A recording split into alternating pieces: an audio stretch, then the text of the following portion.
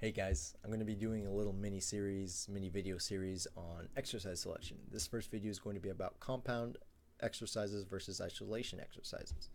And so, now first let's get a few definitions out of the way. A compound exercise is a multi-joint movement that works several muscles. And a good example of this would be the bench press or the squat or the deadlift. But let's take a look at the bench press. The bench press, starting in this position, ending in about this position, you're moving your elbow joint and your shoulder joint, and you're working your chest, tricep, and anterior deltoid. Now, an isolation exercise would be a single joint movement that targets one muscle. An example of this would be tricep extensions. So I'm using one muscle, that's my tricep, and I'm going across one joint, which is my elbow joint. So now what's the use to these two? And what are their, like, what value do they each have? And compound exercises usually recruit more musculature. They recruit multiple muscles. And so they're going to be exercises that can be overloaded to a greater extent than isolation exercises. And so this lends itself to a few things. One is that you get better progression.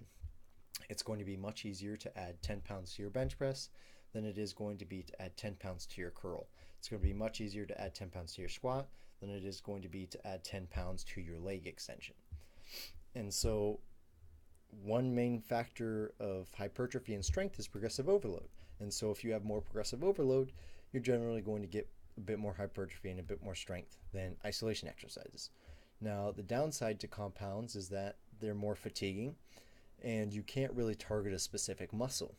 And that's where isolation exercises come in. Sorry. Isolation exercises have their value because, one, they aren't very fatiguing, and two, you can really target a specific muscle. You can really get a good mind-muscle connection.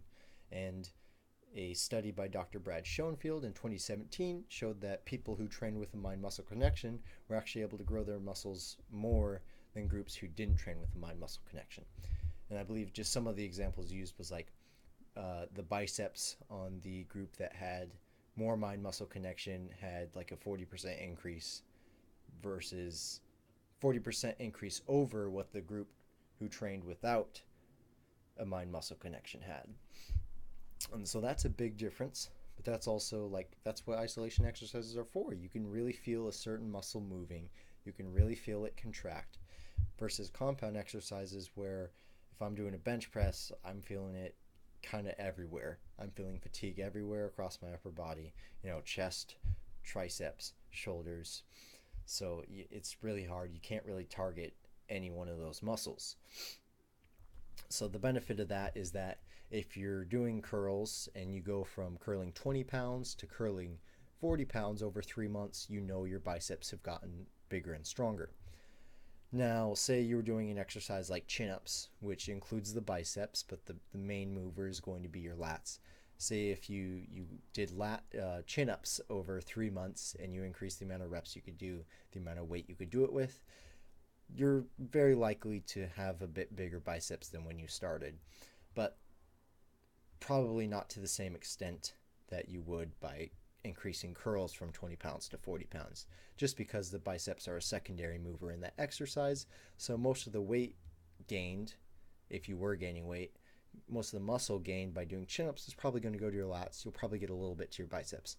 If you're doing bicep curls, you know that if you're adding on muscle, you're adding it onto your biceps if the weight's increasing.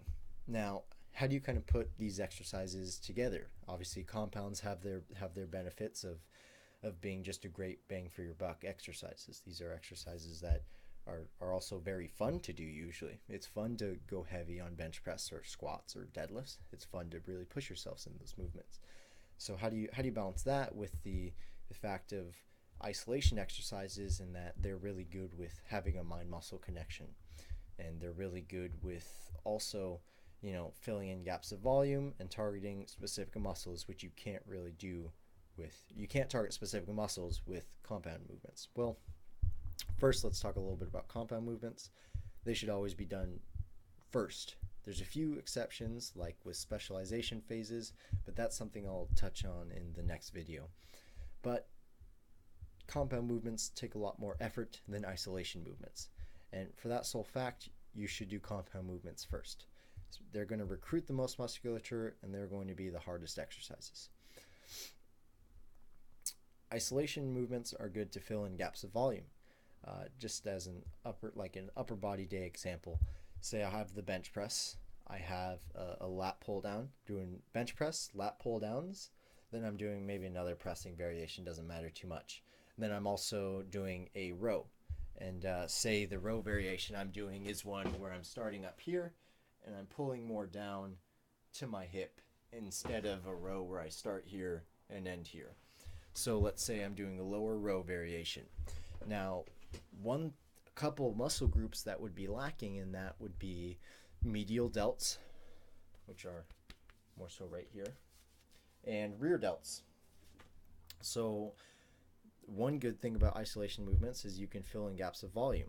So I can throw in lateral raises and rear delt work, and that'll help me hit those upper body muscles that I'm not hitting with my compound movements. Now, obviously, this varies greatly depending on what exercises you're using for compounds or any other. Yeah. Sorry, I'm kind of all over the place. Now, if you're doing rows, if you're doing higher rows where you're starting up here and going back, you're going to be hitting your rear delts a bit more. So then you wouldn't necessarily need to add in direct rear delt work. The second reason for isolation exercises would be to target weak points, and that's weak points in strength and physique wise. So strength wise, say you're doing the bench press and you're always failing at lockout. When you get to that last rep, you're never able to lock it out. Now, so that could be something where you should include extra tricep work, because that kind of shows that your triceps are lacking. And then also from a physique standpoint, say you have weak quads, you could really put some size and definition on your quads, then target it with some leg extensions, really hammer those. So that's the benefits of isolation exercises. That one, they really help you fill in gaps of volume, and then two, they help you hammer weak points in physique weak points and strength weak points. And so that's it for this video, guys. I hope you learned a little something about compounds and isolation movements and the value that each one has.